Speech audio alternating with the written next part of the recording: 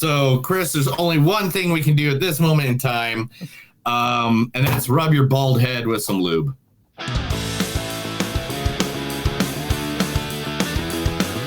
It's a show by Chris and Neil with all great movies. They are the real deal. We watch them all, so you don't have to. It's movies that don't suck and some that do.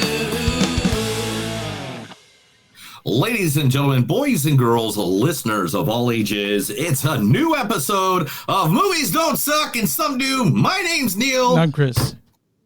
And we have a third person going to be joining us today. Everybody's favorite guy. Yeah, our favorite guy. He makes fun of Chris just as much as I do, and that makes me happy. Anybody that can make fun of Chris as much as I do makes me happy in the world. And he's a beautiful man. I love him. And he's putting money.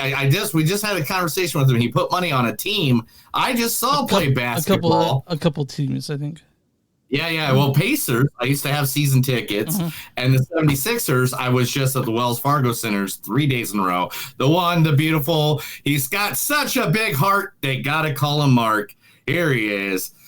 Mark. Woo, yeah. Come on. Yeah.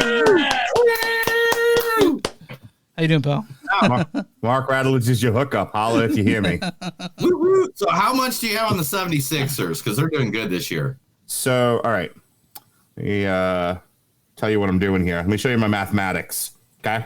Gosh, right now, I've got a 2-game parlay. Right. It's actually 4 bets. Right. I got the Pacers and the over. Plus, I got the Sixers and the over. I got $40 down. Pays $300. What? But that's not all. Because I got a guy. He's got his ear to the ice. He tells me the Leafs are due tonight. He says that the underdog Leafs, I'm giving away free money right now. He says by the time anyone fucking hears this, it won't matter. But he says that tonight, in the year of our Lord, 5/2/24, put money on the Leafs, baby. So I got $30 on the Leafs tonight against the Bruins. So, Mark, just so you know, actually in the past couple weeks, we have now started going live on X and Twitter. X or Twitter, whatever you want to call it. So you actually just told 17 people that. All right, thank you. There's somebody. One of those. Check out my sports betting app, my sports betting show. Mark blindly spends money he doesn't have. .com. All right, so let's get back around to what we actually do. We actually review 2 movies here every week, me and Chris. And this week we got 2 great movies, and that's why Mark had to jump in. Because he's all about the ultra violent. And that's what we got. We got 2 very ultra violent movies we're going to talk about today. I brought my children to these. I saw the pictures. So I was like, really? I'm a good dad. You are a good dad. I mean, my mom let me go to see Nightmare on Elm Street 3 when I was like 6. So, I mean... And this is what happens. This is what happens. Listen, we're all plus or minus the same age, and we all saw Rambo First Blood Part 2. And we all saw Commando as kids when they came out. So get the fuck out of here now. Yeah, I know. Oh, my gosh. I remember watching Hellraiser as a kid. Oh, my gosh. Anyway, all right. So going into the first movie that we are going to be seeing today or talking about today is the one, the only, the man with the plan, Monkey Man. Woo! And it's going to go right across. You know what? He's the guest. So this is what we're going to do, Chris. Guess what? What? We're going to do this. We're going to do that. And then we're going to do this. Just like this. Oh, come on. Do it for me. Oh, you're blocking me out. Okay, I got you. We're going to block you out. All right, cool. Now me and Neil are on top. Now me and Neil are on top of Chris. My dream. He's usually on bottom. It's fine. Okay. So, Monkey Man. Yeah, starring who? Starring, I forgot the list that I sent you. I'm usually more. I'll start it. Hot Dev Patel. Chappie, listen to me. I'm your maker. I brought you into this world, okay? This is serious. Mustn't engage in these people's lifestyle choices. No offense, okay? No counting narcotics, no robberies, no crimes. Chappie, no crimes. Okay, and you've got to promise me. What is promise? It's that you promised me, your maker, that you'll never do any of those things, all right? You can't break a promise, Chappie. Chappie promised. Good. Yes. Yes. Rob. So yeah, that's from Chappie. Well, he's not had Dev. Yeah, the best movie with a band in it by any far. Die Antwoord was the best thing that ever happened to cinema because, oh man, they were amazing. I was sad about that movie that they didn't do Pitbull Terrier. You know, Pitbull Terrier. I'm not a big fan of Die Antwoord. I'm fucking with you guys, really seriously. Wait, did you just say the best movie ever with a band in it, like a musical? Yeah, I know. That's what I'm trying. Because I'm just like, Cannibal Corpse. I'm trying to poke the bears. I am. Count me poked, sir. Cannibal Corpse, Ace Ventura, get the fuck out of here.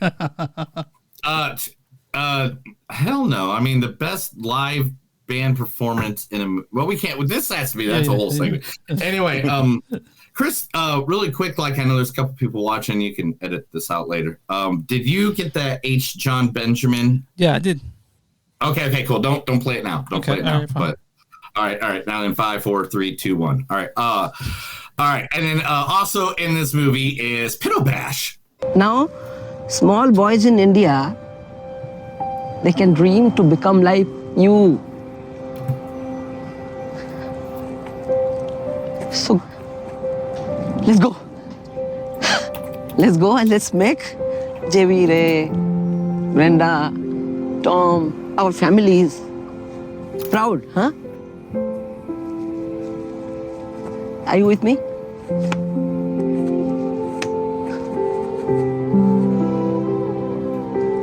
India on 3. 1, 2, 3. India!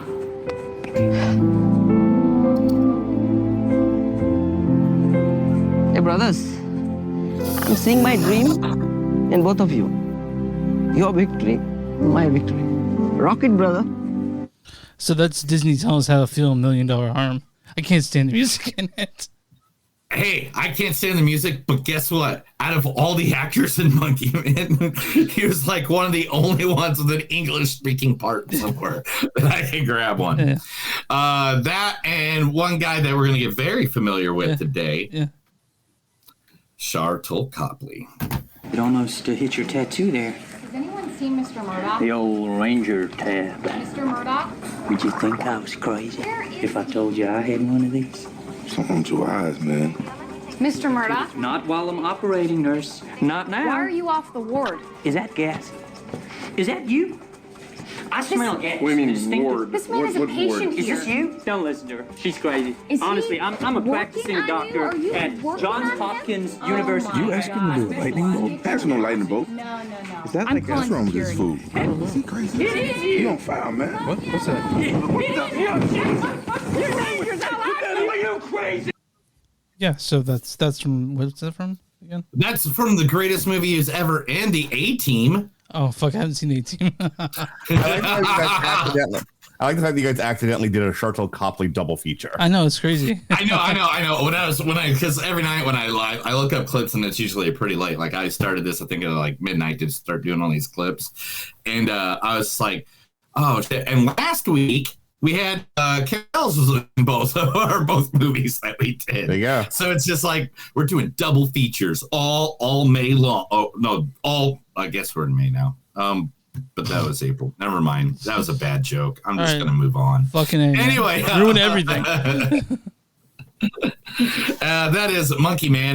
Then the next movie we're going to be doing today is another ultra-violent, beautiful piece of art, Mr. Boy Kills World, featuring Bill Skarsgård. But it's not Bill Skarsgård that talks. It is H. John Benjamin.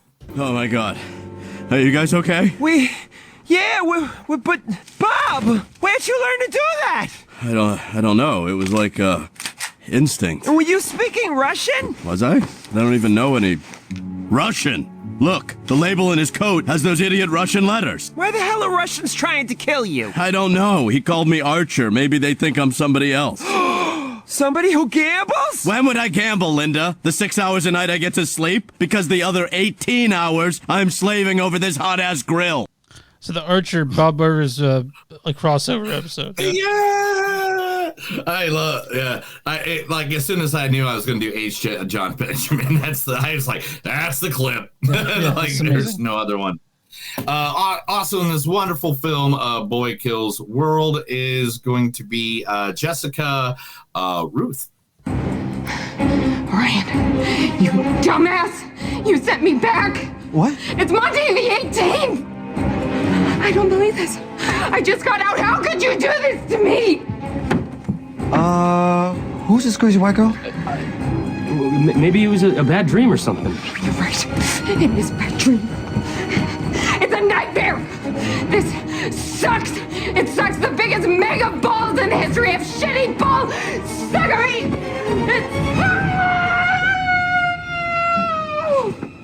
That's from Happy Death Day to You. Alrighty. Happy Death Day, and Happy Death Day 3 is in the works, by the way. Oh, well. Okay. Yeah, I know you guys were looking forward to that. You're all about that. You're like, woo woo. No, okay. Also, Tom K. Jensen clip. Let's go already. Come on now. Michelle Dockery. You're in my office, under my roof. It's not your position for Tony to do anything other than to fuck off back from whence he came. Tony. What's that? Is that a paperweight? Funny you should say that. Turns out anything with weight can be a paperweight. Well, what are you gonna do with it? Well, that's up to you, isn't it? Either you do as I tell you to and use the door, or I'm gonna shoot Fat Tony right between the eyes. You see, this gun's only got 2 bullets, so I'm not gonna fuck about illustrating its significance. You're gonna have to trust me on that. It's from The Gentleman. I know, because that's what I mean. No matter what the fuck I ever see her in, ever since that scene, that's who she is to me. It's like when you hear Mark Hamill in a cartoon, it's like, oh, it's Joker. There's Joker. Okay. Right. Have I told you guys how much I want to be Hugh Grant from The Gentleman? Like that's my life. He's amazing. God, he's so good. You got Wagyu on the Bobby. No. I want to be weird, gay, and menacing. That's my life dream. All right. Also in this, Brett Gillen, everybody. Fine, I mix up birthdays and I have an alcohol problem just like everyone else in this fucking country. But I am here and I do things. I pick up Jake from shit. I make dessert for Easter. I organize the downstairs toilet. I fired the humming cleaner. You enjoyed that. I hoovered the car. I put up all your certificates and I don't make you feel guilty for not having sex with me. I am not a bad guy. I just have a bad personality. It's not my fault. Some people are born with fucked personalities. Look at Jake. He is so creepy. It's not his fault. Why the bassoon? You want to know what the bassoon is? It's a cry for help. Yeah, it's from Fleabag. Where did you guys get audio of the last fight I had with Melissa before we separated? Oh. Zinger. Man, no. How much gallons of aloe are you going to send to her house for that burn?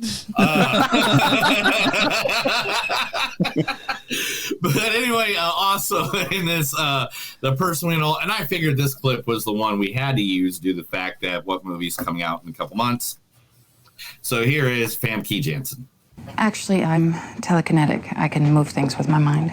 Really? What kinds of things? All kinds of things. I also have some telepathic ability. Well, like your professor? Nowhere near that powerful. But he's teaching me to develop it. I'm sure he is. So read my mind. I'd rather not. Come on. You afraid you might like it? I doubt it. Yeah, all right. Wolverine. I was marveled at how young Hugh Jackman looked in that clip. I was like, Jesus Christ, I hadn't seen that one. I know. Hang on. Did you just say I marveled at you, dork? Yeah, I did. Did you just? Yeah, he's punny like that. Yeah. He's very funny. Well, I did. I know. It's so funny because of how old he's supposed to be in that photo or in that movie, and now how he looks now. Like, right. And also in this movie, none other than Sharlto Copley. We are here at MNU head office, Department of Alien Affairs. My name is Wikus van der Merwe. There will always be a little bit of tension happening between us. Yeah, sure. Hey, footsack there, you can't eat that, man. The prawn likes to eat the rubber. Wikus, sort of like a marshmallow. No, you hear that? That's a popping sound that you're hearing. It's almost like a popcorn. What the egg does is it pops up. You know, the little guy, what's left of him, pops out. Hello, little guy. It's the sweetie man coming.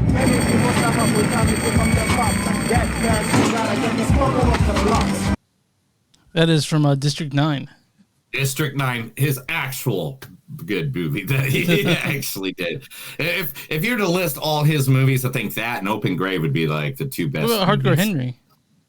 Oh, Hardcore Henry. Yeah. That too. I tried to cut a clip from that, and I was like, man, Chris, tell everybody where they can find us. You can find us online, movies.suck.net. You're at WTMnet.com. That's WTMnet. W number 2. Fuck God. I'm sorry. I'll start over. People Can are you watching. use all the cuss words Yeah, in one sentence? W2mnet.com. W number 2 movies.net.com. You can find us there on a bunch of really cool podcasts like Mark's podcast are there. We're also on X at MTS Podcast, on Instagram at MTS Podcast. We're at Facebook.com/Movies Podcast. We're also on Patreon. Go to patreon.com/Movies. You'll find us there. If we don't have any extra content yet, because we have like 2 people on there, who cares? Bob Farrakhan, so Movies and something to do. You'll find our shirts there along with a bunch of other ones that Neil has made. And where do you find podcasts from Movies Don't Suck and something to do? Neil, I'm sorry. What's wrong? I'm just taking a nap while you're going through all that. All right, really quick, let's get our sponsor out of the way. I'm just kidding. I love you. I'm sorry. He was on his FanDuel app putting money on the Toronto Maple Leafs. If anything, I'd be putting money on the guys I loved more than anything in my life, and it'd be the Indiana Pacers. Those are my boys. Can I ask you a question? Can I ask you a personal sexual question, Neil? Yes. Okay. It's like a second date question before. Okay, cool. Yeah. Let's go second date question, and then we'll get into our sponsor. You gonna cry when the fucking Nuggets crush the Thunder? Sir. Just because I work at a place doesn't mean I support everything that goes on at a place. To be honest, the Thunder's the Thunder, whatever. They're good in the area I live in, so I don't get killed when I walk out the door. He's a fucking setup. What's he doing to me? Yeah, I know, dude. Have you not heard about the crime rate in Tulsa? Thunder are a great team. Awesome. If they get beat by the Nuggets, I'm not the guy that's like, oh, man, the only team I ever care about that ever loses is Notre Dame. When Notre Dame loses, I get really mad. If Indianapolis lose, I get kind of mad. If the Chiefs lose, I'm kind of like, eh. And then every other team, I'm just like, and anybody that beats the Patriots, I'm automatically happy for. Okay. And the Cowboys. And the Cowboys. Both the Cowboys and the Patriots. Every time they get beat, I do a shot to them. I don't really have that place in room in my heart for football. So I'm glad you guys have room for that in your hearts. I just don't. But anyway, to do our sponsorship really quick, like for the day today, both movies were at the wonderful Panic Fest. Yes, the 2024 Panic Fest, where Chris went around all by his lonesome because Neil was an asshole. No, every pitch you got, you're by yourself. Well, I didn't want to bring. Remember that year we went to the Panic Fest ourselves, like when we went together and we were there and we were hanging out. I mean, we had just a good time hanging out at the Panic Fest. One of the greatest times ever. You know, we went because this picture and that picture. Oh no, wait a minute, that picture. Here we go. That picture. There we go. Anyway, Panic Fest. Panic Film Festival has over 155 films this past year. All kinds of horror movies, merchandise, celebrities show up, all that. It is at North Kansas City and the Screenland Armor Theaters. Please go to their website, panicfilmfest.com, where you can look at all the information from all the movies that Chris forces me to watch every year. That's true. So yeah, that Monkey Man was actually it was the day before Panic Fest, and then fucking the closing night was Boy Kills World. So guys, today one of the movies that we are doing is called Boy Kills World. This wonderful movie right here. And it got me thinking, how much has the Skarsgård family taken over Hollywood? So, today, guys, you two, since we have a special guest, we're playing another game. Jesus, I suck so bad. The entire episode, I'm just going to throw one out there, and we're going to play the game. Which Skarsgård was it? Okay. Oh my God, there's so many of them. I know. But why are there more Skarsgårds than there are guys in the Wu-Tang Clan? But here's the thing, though. I made it very simple questions by any means, and I made it the main guys. I'm the main Skarsgårds. So I think I only fucked around with one or two. Every time he does this, we disappoint him, Chris. Every single time. So we're talking about Bill, Alex, and Stone, right? Neil is like my dad. No matter what I do, nothing is ever good enough. All right. So question number one. I live that uncomfortable face he just made. It's like, yeah. All right, here we go. See, this one's very simple. Are you ready? Question number one. Which Skarsgård married actress Maggie Gyllenhaal? That's Alex, right? No. Gustav? No. It's Bill? No. Steven? No. Alvin? God damn it. You guys are right. Sam. Peter. Okay. I would have gotten there eventually when I ran out of chipmunks. All right. Okay. Well, this one will be easier. What Skarsgård was in a movie which shared the same name as his most popular character from a very, very popular show? I don't know. Neil, you're acting like you know this shit, but like you know because you looked it up. What? No, I knew it already. I actually mentioned it during the fucking podcast when we covered this movie. I gave this one easily to you. Neil doesn't remember anything you guys ever do. He's like, I know, my God. My Robert. The answer is Alexander Skarsgård, and it is Northman because he was in the movie Northman, and he played Eric Northman. But hold on, I was going to go with that, dude. Okay. But the Northman it didn't make its money back, sadly. Oh man, that stings. I hate it when people don't go for the $1 million on Who Wants to Be a Millionaire. All right. Hang on, real quick. I was totally going to guess the Northman because it's the only thing I can remember about it. But also, Northman was like one of my favorite movies of that year. Yeah, it was great. Yeah, yeah. What Skarsgård played in Good Will Hunting? Stellan. There we go. We got a point finally. And Chris, you get the lead with the point. We have about 20 other of those. We will come back to those later in the episode. Good. I will not know any of them. Come on. It's the Skarsgårds. I don't do celebrity things. Look, but they're not celebrities. Dude, they are not celebrities. They're gods, these guys are great. They are straight jerking material. That's what they are. They are like, I mean, if I'm not saying I was gay, but if I was going to look in any one of these guys' eyes and they're like, "You're going with me," put the graphic back up again. Right. So we're gonna play my game. It's called Smash or Pass. Okay, put it up again. Okay, so from my left to right, pass. Right, touching the screen. Smash. Yeah, maybe Smash. Definitely. I mean, maybe Smash. It matters how drunk I am. How many drinks have I had? Yeah, how many drinks have I had? So second from the right, like he's not my type, but he's not unattractive, and definitely the far right is Smash. Yeah.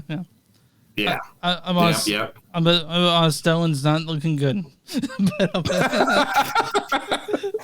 but all the other ones. All right. Well, all the other ones. All right. On to our first movie, Monkey Man. Monkey Man, directed by Dev Patel. He's directed nothing else's directorial debut. He's an actor mostly, for The Green Knight, Lion, Slumdog Millionaire, and he's gotten really hot over the ages. Past couple movies, I'm just sort of fuck. Dev Patel's in this as just kid. Chappie, listen to me. I'm your maker. Also, Shardle Copley as Tiger. It almost hit your tattoo there. And Peter Bash is Alfonso. Now, small boys in India. Sidkandar Khair is Rana. Sobita Dupu. Oh, man, I should have just looked this up. Sofita Duwala is Sita. I'm sorry, man. Look what I got to work with today. I know. It's we have Vipin Sharma as Alpha, Mark and Defend as Baba Shakti, and Ashwini as Kelstar as Queenie. Run through the storyline for this one. I don't even know what you're talking about. I know, anymore. dude. I'm speaking gibberish. You were speaking gibberish. It was like when I first learned how to speak Pennsylvania Dutch. Mm-hmm. It was like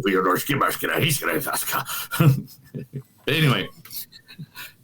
Kid, an anonymous young man who ekes out a meager living in an underground fight club where night after night, wearing a gorilla mask, he is beaten bloody by more popular fighters for cash. After years of suppressed rage, Kid discovers a way to infiltrate the enclave of the city's sinister elite. As his childhood drama boils over, his mysteriously scarred hands unleash an explosive campaign of retribution to settle the score with the men who took everything from him. So, going into this, I was expecting kind of the John Wick thing just by the promotional material involved, and it's not really like that unless you want to say it's like John Wick get the shit kicked down with the staph infection because everything in this movie is dirty. You know what I mean? And I'm sorry that it doesn't live up to your standards. No, Chris, I didn't say it was a bad thing. You kept your kitchen, I just said bro. I had expectations. So I don't think it's that dirty compared to some of the things. But anyway, I don't know. I know some Indian people who have talked about living in India, and it is that dirty. Yeah, it's pretty dirty. I've got friends that came over from over there. And the other thing we got to talk about this movie is that the shaky cam is back, baby. Yeah. I took a 13-year-old, a 12-year-old, and a 10-year-old into a bar. I took Are you 3 children. No. Yes. I took 3 children to go see this movie, and they fucking loved it. My son has only seen the first John Wick movie, but that was the consensus when it was done. It was like, oh, this is just Indian John Wick. It was solid. I think one of the guys from Critically Acclaimed said that this feels like Dev Patel's audition to direct a James Bond movie. Yeah. I didn't even think about that. But I mean, in terms of classic revenge fantasy movies, I mean, I liked it, and one of the things I liked about it is the fact that it is foreign. It's not American made in the sense that if it was American, it is John Wick. Yeah. And what I mean by that is they'd have killed his girlfriend, and he'd have come back as the Crow or some shit. No. The thing he's avenging would have been his girlfriend or his wife. We seem to be in this culture very obsessed with that sort of thing where it's always about whoever we love. The rest of the world's just your mom still exists. That would be a thing. You can love somebody besides the chick you're banging. Yeah, that's true. That's not true. Yeah. So I like the fact that you have a situation where very similar to Boy Kills World.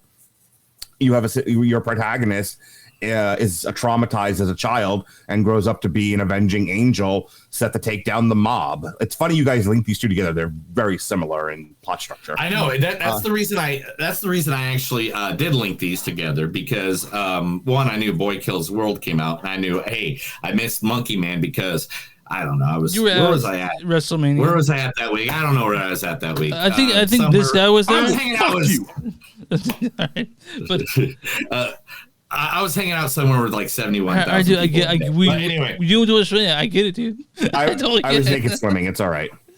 But I was making money too. Anyway, porta potties on the ground there. Nobody knows what's going on there. Anyway, but the two of these movies are going to be very similar, but at the same time, they're different in their own way, and this is a good way of seeing that movies can be similar in the theory of what they are, but each one of them brought something completely different. This one has execution matters. This one has a political element.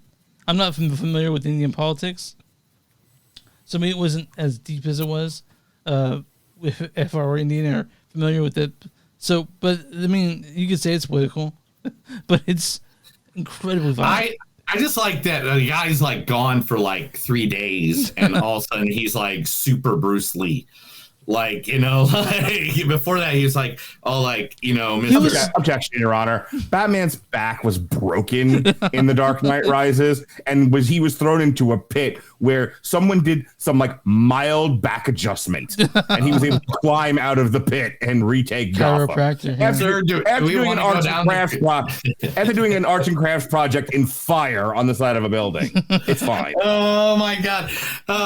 Do we go down the Christopher Nolan road? But anyway, I hate The Dark Knight Rises, by the way. Oh, thank you. Neil hates The Dark Knight. Do we have an audience applaud there, Mr. Producer? No, I don't know, but I can get my son to yell, "Where is the trigger?" for you if you want, because that's going to be a conversation around my house. Just, hey, where is the remote? And someone just yells, "Where's the trigger?" You know. Oh my gosh. But yeah, this movie, I really liked it because I thought it had a good heart. The scenes, they did use GoPros and iPhones and stuff like that because they lost their budget and everything like that. But when they did the shaky cam, it wasn't like they did a shaky like they go at it and like as soon as the fist hits, then it cuts. Like they did it like long, and I think because they did those long shots of those fight scenes, it actually brought something a little bit more into those fight scenes as well. I think the fight scenes more they remind me more of The Raid than John Wick, honestly. Yeah. Of what? Of The Raid. The Raid. Of the rape? The Raid. The Raid. With a D. Oh, The Raid. Okay, yeah. I was in a theater where people go, ooh, like that. It happened a lot in The Raid when I saw that in theaters too. And the fight scenes remind me more of that than anything than John Wick. But the color palette and all those things was very John Wick 3 Parabellum-esque. You know what I mean? Well, there's one scene in particular, and I got the thing. Here's a picture of Monkey Man from the movie, and it was, you know, he looks great. I mean, he was fighting pretty well. That's not the Monkey No, Man. I'm sorry. That's Gorilla Monsoon. Anyway, but anyway, look at that. That's totally John Wick-ish. That's totally stolen from John Wick. But I'm love seeing Hot Dev nowadays, though. I had a friend who was in LA. He was behind him at Walgreens, and he said that he's more beautiful in person than in the movies. But yeah, but as Chris said, I mean, this is it looks dirty. Like everything, like even the way the blood goes and stuff like that. Like in this fight scene here, that's not from the movie. You can just see. Movie. What? That's a different thing. That's not from this movie. I'm sorry. I'm sorry. You're doing a bit, and I'm not paying attention because I want to put the hockey game on. I just look over like, oh, he's doing funny pictures. That is let's give a shout out. That is Space Shuttle Monkey from Wrestling Down. I think it's CWN. So just if I'm using someone's photos, I want to do that. A blast for people who have to listen to this, by the way.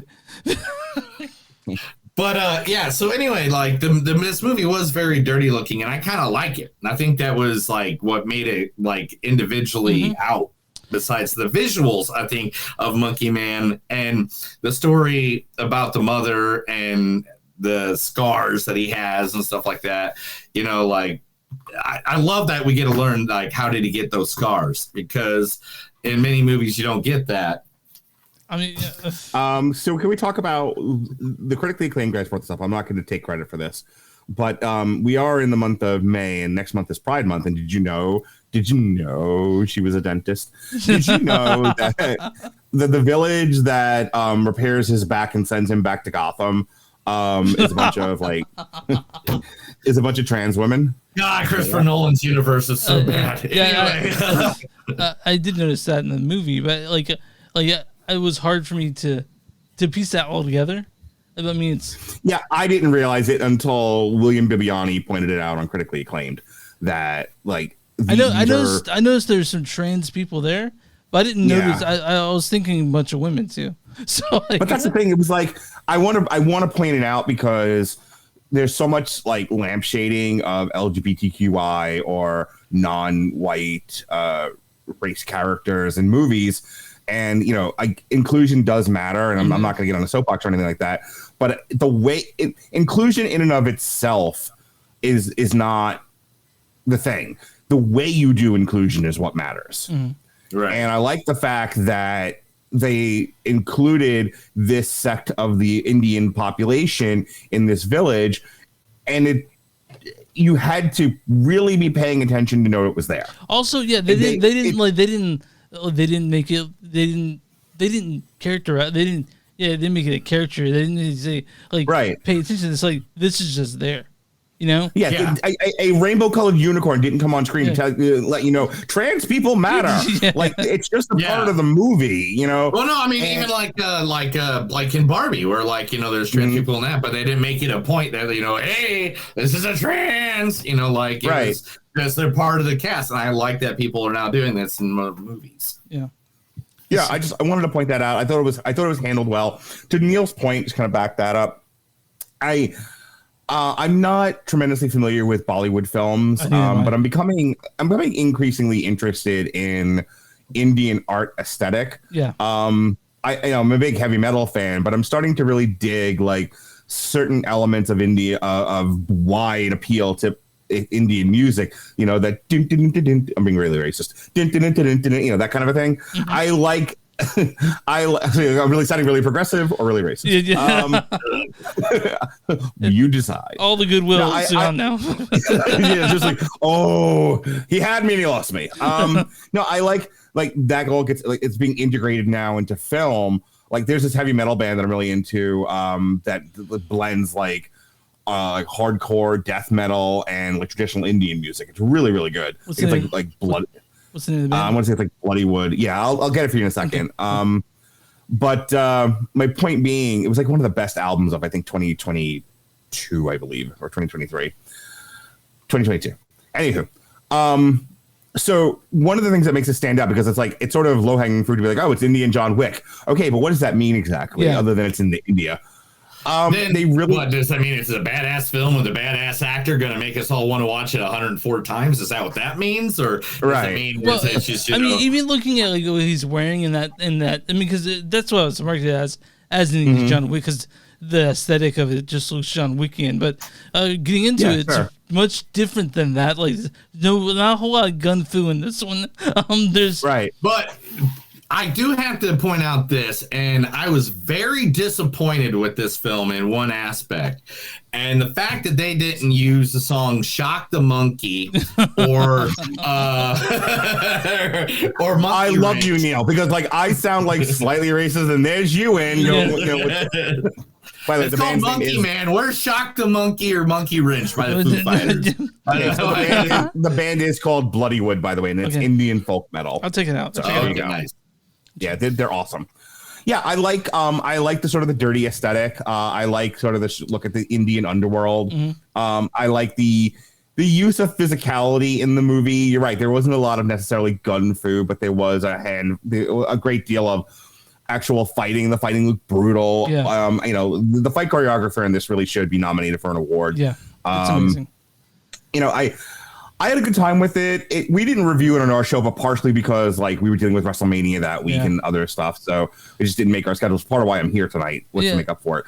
But it was one of the conversation that took place after the movie with me and my kids was how beat for beat, the movie is pretty well paced. He's sympathetic, and one of the things, and I think this gets lost in a lot of modern filmmaking, is he's not Superman. Yeah, he takes a good beating in this movie. He's getting the shit kicked out of him a lot in this movie. He gets the shit kicked out of him. His plan goes awry. He's in over his head. There's a tendency now in modern American Hollywood filmmaking to make your protagonists way too powerful and everything going way too well for them, to the point where there's no tension in the movie. And here, I think there was a lot of dramatic tension because you legitimately see him get his ass kicked and the things not go his way. And then there's parts of the movie where you're not quite sure where things are going or what's going to happen to him. He's going to live to the end because, hero. He does have a degree of plot armor. I'm not stupid. But it takes a lot to get me to buy into the fact that he's not going to win in the end. And I think the movie is successful in that. Yeah. It's I like the movie. It's not perfect I seriously thought there's like 20 different times I thought the guy was gonna like fall over and just die. I thought it was just fucking close at times. Yeah, I was like, man, are they just gonna kill him off and someone else takes over about this? Something that they did well, but also they have a lot of movies. For example, like if you're for example, I'm thinking Fast 5, for example, where where The Rock and Vin Diesel are basically throwing each other through walls. You know, they just get up like this one. That is a great example of why I don't like American movies. Yeah. Yeah, exactly. There's no dramatic tension when. So Neil knows what I'm talking about here. So in pro wrestling, if it doesn't look like the guys are getting hurt, it's hard to buy into the fiction of what it is you're watching, and then you're just watching. You're just watching as Jim Cornette would say, a tumbling routine. The trick is to make you look like you're hurt. And, the other thing, like Bret Hart talked about this, and this does relate to movies, so stay with me. Yeah. He was like, he was like, when I kick somebody, you never notice their face isn't red because I didn't really make contact. But I did a thing and they did a thing and they made you believe despite that I look like I kicked him in the face. I don't actually kick them. And that's the trick with movie making is like, and I know Neil just gave me the winded up moment, but the effectiveness of the movie is getting you to believe that this totally fictional action looks real. And it does in this for sure. Yes, and that's the thing. It looks like bloody. It's gory. Mark, since you just gave us that wonderful comment, why don't you start us off on this one? Between 1 and 5, Mark, what do you rate this film? Monkey Man. 5 being the highest, I would say this is a solid 3.5. Okay, I'm going 3.75 on this one. Oh my god, we do that. I will go in the middle and go 3.6. Okay, because the problem is, I saw the other movie first, and so after I saw the other movie, it literally changed my life in a way that I cannot even pertain. Where I might even get some special tattoos in the future. But how do you like it? So we all really like. We all liked it. We all thought Meme was good. No. I'm doing the wrap it up thing. Just get back at him now. So yeah, it's just a. Hey, you're the one that has a hard out at 8:30, sir. No. My guy canceled. My guy canceled. At this point, the only thing you'd be keeping me from is my girlfriend. But I'm good. Keep going. All right, cool. Okay, Which one? Which one? Oh, which girlfriend? Which one? Yeah, you got like those 2 Facebook accounts, and then you got the third one, like. You got what about you mean the one on Plenty of Fish, the one on Okay Cupid? What has my life become that I'm on here talking to you dorks, but I also have the hockey game on and the Pacers game on? Like, what has my life become? That's the life it's become. But all right, I let my wife through Okay Cupid, right? Yes. Did you? Yeah. Before it was. Look, guys, I met my wife on Craigslist. Nice. After you let her out of the trunk. No, I thought she was going to murder me.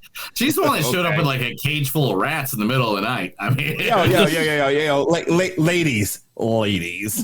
I took another date to karaoke and met my current girlfriend. Oh, nice. My girlfriend swept me up from the date I was on and said, "Away with you bitches. Yeah. This one's mine." Well, that's good. That works there out. you go. All right. All of this. I'm on RottenTomatoes.com, Neil. I want you to guess the audience score for Monkey Man. By the way, I've been calling Monkey Man Monkey Man. Monkey Mania. Yeah, Monkey Man. What's the audience score?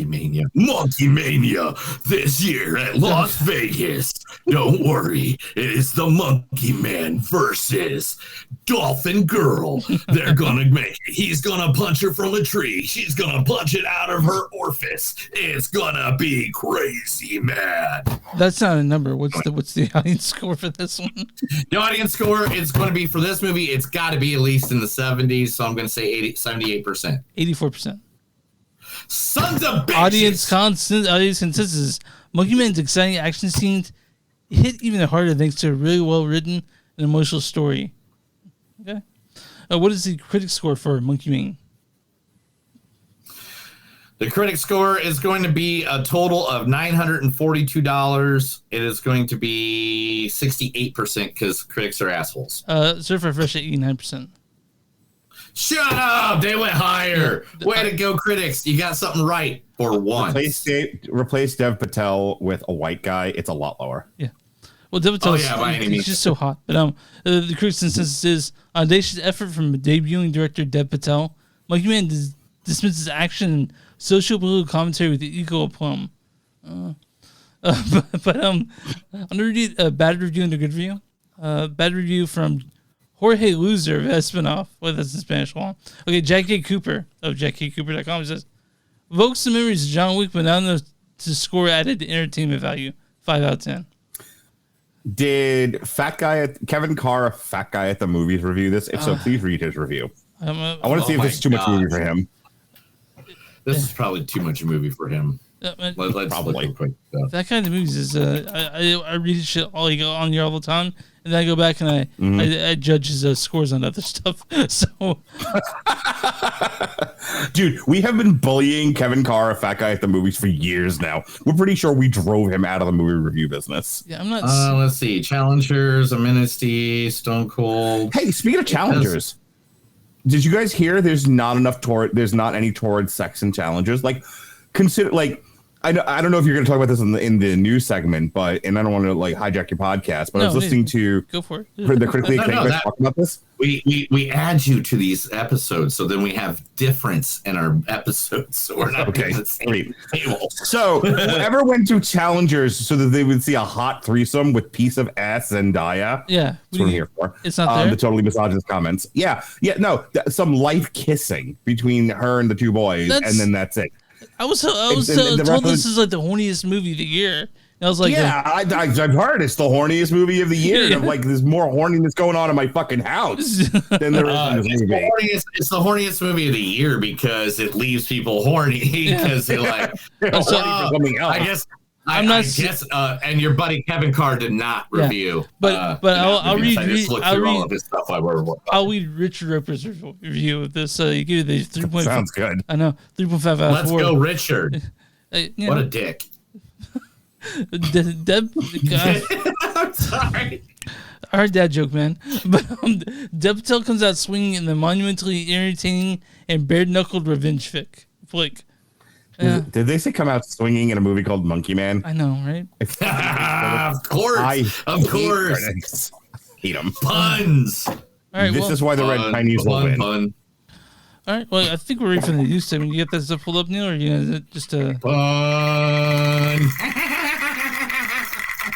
Anyway, what's up? News segment ready? Is you ready to pull that up? Or oh, we're doing news today? I thought you said you didn't want to do news because you hated when I did the news. This is Movies That Don't Suck and Some News. I tell Chris shit because he's Amish, doesn't have power, and just basically stares at a wall and watches Gorn grow all day. All right, Neil, what you got for us? The biggest fight of all time that we always wanted is finally going to hit the main movie theater screens. This is going to be awesome. The fight we didn't even know we wanted. Mike Tyson Mickey Mouse versus it's Mickey Mouse versus Winnie the Pooh crossover horror movie not connected to Blood and Honey. Series is coming. Is it by the same idiots that did Blood and Honey and the ones that are also doing the Steamboat Willie? No. It's not connected to Blood and Honey at all. It's a different group. This is open because this is open domain stuff. Like you can go get used Winnie the Pooh. So this is an entirely different production company. Stuff like that. So this is a movie or a series? Yep. This is going to be a movie, and it's going to be the movie features Mickey Mouse with Winnie the Pooh as twisted villains, and it's in production in the greatest movie filming state of the United States, and that's Michigan, because that's what I think every time. Oh, I mean, I guess if you want to go, record cities that are decrepit and look like, post-apocalyptic or horror movie set. I was going to say they're probably the place. They're probably filming in Michigan because nobody lives there. Yeah, well, no, in Detroit you can buy like a whole block for $20. Well, yeah. Like there's houses. You can buy a whole block for $20. Why would you, pay if I win my parlay tonight, I might move to Michigan with my $300 and be a millionaire. Walk down the street with a pimp hat. I was pimp of the year. All right, Neil, what else you got for this? But iHorror announced this, and they're currently in production in Michigan. New public domain exploit of Minkyverse, of course. But yeah, so this will be coming out for Halloween later this year. Oh wow, okay. So of course we got to go see it. I mean, we got to. No, it probably has to be reviewed. Maybe, but it's gonna be like this one of those things where it's like Fathom Events one night only bullshit. Like they did for Wood and Honey. All right, but guys, we both watch a lot of movies. All three of us watch movies. You said that we both. What the fuck do you? This past week, did I say that both? Yeah. I'm sorry. I'm sorry. All right, so full disclaimer to everybody out there in the world, I have a torn left knee right now, and I have an ice pack underneath it. I thought he said sprained. Well, it's sprained, it's torn, it's bad. It's not. I shouldn't be. I went to the doctor. Oh, it's sprained. Whatever. I'm okay. This is what I'm trying to explain. Stop interrupting me, Chris. I'm going to kill you someday, and nobody's going to find the body. Anyway, so instead of drinking alcohol like I normally do, I'm taking other medication to keep myself nice and going. So. Because I should be somewhere right now with an ice pack laying with my legs above me. It's called the rice thing. Anyway, let's you're high. I got you. You're stoned. I got you. Yeah. So stop yelling at me because I'm overweight and nobody loves me. Anyway, so guys, we all watch movies and stuff like that. Mm-hmm. We go and all the time. Yeah. So this past week, 10,000 people were asked in a survey, what is the perfect length time for a film? And what was the answer? 90 minutes. 90 minutes. 92 minutes was the answer. I was going with I don't know why 2. Why 92? I mean, did they take an average? And a lot of people said like, yeah, it's the average. Yeah, okay, so like 2 hours. There are people out there that are like, about 2 hours is good. And I'm like, I mean, like, they give me 2 hours, they have to make it really good. If they give me 2.5 hours, they have to make it amazing. I'll tell you, after watching movies like Killer of the Flower Moon and Oppenheimer and all these like 2.5, 3 hour movies, like I'm dying for a return to the salad days of the 90-minute cinema. Oh, you had other things to do after the movie. You know what I mean? Like, yeah, like, I know, right? You can go to a movie and think that's what you're doing that day. You know what I mean? Like, yeah, I'm really tired of saying. I remember like back in the 90s. Yeah. Yeah, and the thing that the two thing is one, because then on top of the 3.5 hour movie that you got, or 4 hour movie or whatever, then you got 45 minutes of previews beforehand, and those start like right at the time the movie starts. Previews I took my ex-girlfriend to go see fucking The Beekeeper in January, and after 20 minutes of preview, she was just like, "Oh, there's still a movie?" Like she was legit too. She had no fucking clue. She hadn't been to a movie. Yeah. He hadn't been to a movie since Reagan was in the White House, and she like legit didn't know there was still a movie to go after a half an hour of previews and shit. Yeah, I mean, nice. But I was one of the few people that didn't pee during Infinity War, in game, and now I mean, you wear Depends everywhere you go, so anyway. I don't, by the way, but What's going on? I'm glad you said it straight on that. But I don't. I don't. People just tune in and know nothing about us. So when Neil says shit, I do want to clear the air a bit, but it's okay. What else we got? Naked Gun reboot has casted Paul Walter Hauser. And he's going to be playing Captain Ed Hawken in the new Naked Gun series. So Paul's got a new job. Way to go, him. I just feel like we don't need a Naked Gun reboot. It's getting just a great cast. I know. Fuck comedy, Chris. Right? Who needs comedy anymore? All right, fuck comedy. Why don't you just remake action movies? He's not wrong, and I'll tell you why he's not wrong. I got you, Chris. Why is he not wrong? Because what silly comedy do we have coming out besides that? Hang on. Like we barely have any comedy anymore. Let the law offices of Radulich and Winfrey take this case, a subsidiary of Dewey, Scroom, and Howe. Okay, here's my argument. I did the same joke on Tuesday. So here's the thing. Parody is dead. Satire is dead. This country, and maybe most of the rest of the world, but I'm only speaking about America, does not understand the subtlety of satire and parody. Everything has to be pie in the face, pie up a horse's ass, lampshaded, fucking obvious, and as subtle as a kick to the fucking head.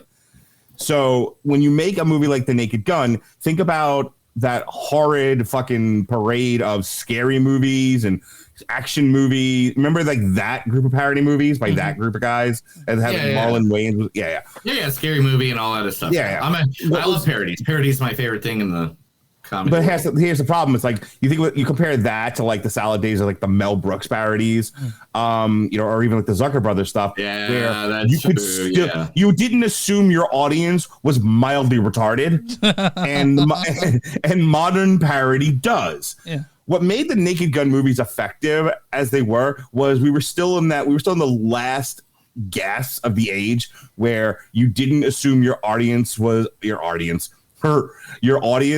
of retards, and you could actually get away with some very cheeky humor. Now they're gonna make this Naked Gun movie, and it's gonna be all pie in the face. It's gonna be all dumber and obvious and broad and fucking terrible.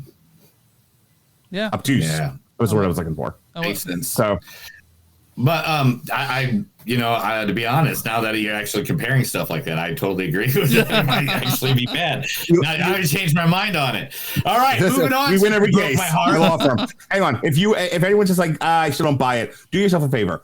Go watch History of the World Part 1 and then watch the series History of the World Part 2. It's so bad. Yeah, it is. I have to agree with it. I don't want to say that about good old Melly Brooks, but that one did not hit it out of the park. All right, Aubrey Plaza's action movie, the one that we all loved earlier this year, Emily the Criminal, will be now turned into a television series. Why? Why would they do that to us? Why? Because why not, Chris? Because why not? because we had to have a gentleman movie and now a gentleman series. This is now what we're doing. Everything is the series any good? I haven't watched the gentleman series. I've heard it's good. I haven't watched it. It's a lot of time to commit to something that. Yeah. If I'm not reviewing a show, I'm not watching it, and I'm missing a lot of good stuff. Like I've heard Monarch on Apple TV is good. Yeah. I've been cutting old TikToks from like old shows that I did. I heard myself say I wanted to watch The Flight Attendant, and I'm like, God, I gave up on that years ago because I have no fucking time to watch shit. Have you guys watched Baby Reindeer yet? No. Which one? Baby Reindeer. I have not watched Baby Reindeer. Oh my God. No, I'm in the middle of a Sons of Anarchy watch because that's the only. It's in April. It's April, and I don't watch Christmas movies around this time of year. It's not really okay. All right, let's move on.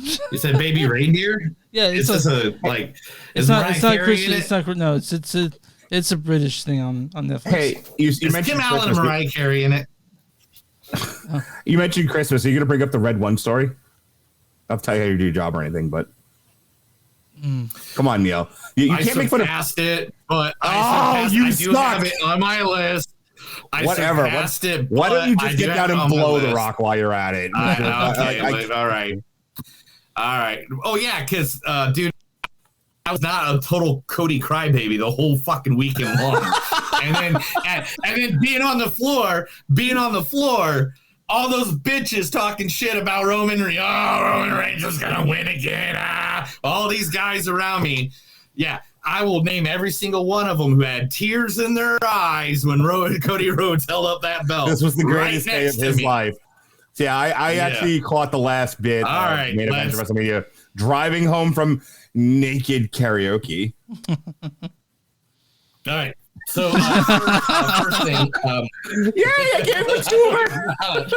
I don't even know how to unpackage that one. Oh, I do. Neil's too high right now So does everybody, to figure that out. so does everybody else that making karaoke. It's hooray for you gotta sing like Bad Touch by Bloodhound Gang if you're going to naked karaoke. I feel like hooray for boobies has to be like anyway. Jen and I have a couple of naked karaoke dates coming up. I will make sure to do Bad Touch, I promise. And I will make sure to send it to you. All right, so what Mark was talking about, we're talking about red ones. All right, we'll talk about this. Dwayne The Rock, I'm better than everybody, the final boss, Johnson, decided that he doesn't like showing up to set anymore and now has overflated the budget of Red One all the way up to $250 million. That's a lot. So my question is, how much money did Netflix? How much money did Netflix give him for this? Because you got to remember, part of the reason why studios are like reticent to sell their movies to streamers is they get the one-time fee for it, and then that's it. So you make a movie for $50 million, Amazon or Netflix or whatever give you $100 million. You make $50 million, but that's all you're going to make on that movie. You make a $50 million, movie with Dev Patel, and it maybe makes $500 million. Now you made yourself a tidy profit there with that, and so you're gambling, but that's movie making, baby. However, Sony, who couldn't fucking make a hit, who couldn't get a hit at a t-ball game, was hot to sell their shit to Netflix for a while because it was guaranteed money. Yeah. So my question is, how much did The Rock get for Red One? Is Red One? Is that the sequel to Red Notice? No, it's a goofy Christmas action movie. Okay, great. Yeah, Christmas movie action. Well, the thing is, this is what happens. It was that he refused to work more than 5 hours a day, and was on average 7 to 8 hours late to set every day. All of us here, that's fucking hilarious. Me and Mark, He would work more than 5 hours, and he was 7 to 8 hours late. Dude, it's 12 hours on average for a fucking day of shooting. Yeah. It takes him 4 hours to set up a camera. Yeah. He's like, man, did he become an alcoholic? Why is that WrestleMania? I mean, there's a lot of partying going on there. I swear to God, I thought I saw Kurt Angle pop some Percocet. It was like, did he start doing mushrooms when he bought into TKO? What the fuck? I don't know where he did, dude. He is, it's going crazy. Oh my God, he's crossed over and become his character from Ballers. How many more Rock references can I make? All right, Neil, what's next on this? No. I was reading. Okay, so a new article came out just now. Yeah, and they're trying to defend Mr. Dwayne Johnson and his actions. So I was just kind of reading it for a second, and they said that his jet lag and he had a UTI, and I mean, I'm like, okay, look, dude, if I'm getting paid millions of dollars, if my leg is bitten off and dragging behind me, I'm still showing up to fucking work. I was gonna say, if The Rock is getting UTIs, maybe stop going ass to mouth, buddy. I mean, I'm just saying. Ass to mouth. All right, the next story we got to say is the next story is finally Josh Watts and Paul Walter Hauser is now 100% guaranteed. The Chris Farley movie will be starting shooting in just a couple months, and the Chris Farley biography, I don't know, I was going to say biology, is now in the works. So that's awesome. Is the movie called Cocaine and Sandwiches? I don't know. It should be. Oh my gosh. But so thumbs up to Paul Walter Hauser on getting another job. The remaking of 9 to 5, starring Jennifer Aniston and Diablo Cody. Yeah. I like Diablo Cody. Working 9 to 5. What a way to make a living. Now picture this naked. Oh, wait a minute. Anyway, Peaky Blinders movie will start shooting in September, so that's 100% guaranteed. Everything's worked out now after the strike is done. This one, I was pretty weirded about this one. Guy Ritchie is making a live action Hercules movie? He tried to make a King Arthur that no one saw, so he's pick him. God, that King Arthur movie was so bad. But it's not just him. You know who's directing it? He's not directing it. He's going to be like writing and co-directing, and his co-directors are going to be the Russo brothers. So is this a live action remake of the Disney Hercules, or is this like? Oh no! Yeah, it's the Disney Hercules. So it's Guy Ritchie, the Russo brothers, and they're all kind of working together on this. If they don't have Danny DeVito there, I'm like, why not? You know.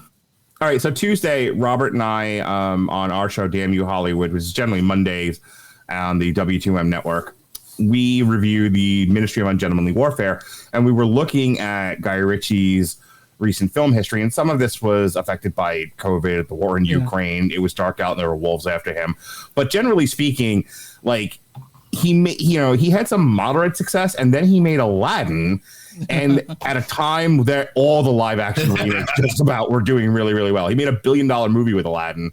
And, one of the things we said about Guy Ritchie is, the guy knows how to swing a camera, and he knows how to make a very busy film. Mm-hmm. That's not all he knows how to do.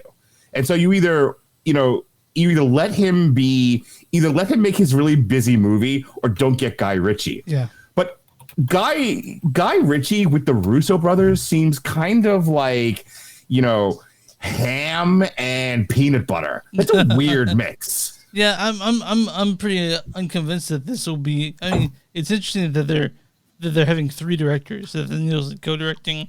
That just doesn't seem. Mm-hmm. I wonder what's going to be made. I'm curious about just well, aspect. Disney goes. I mean, how many times Disney has thrown like too many cooks in the kitchen?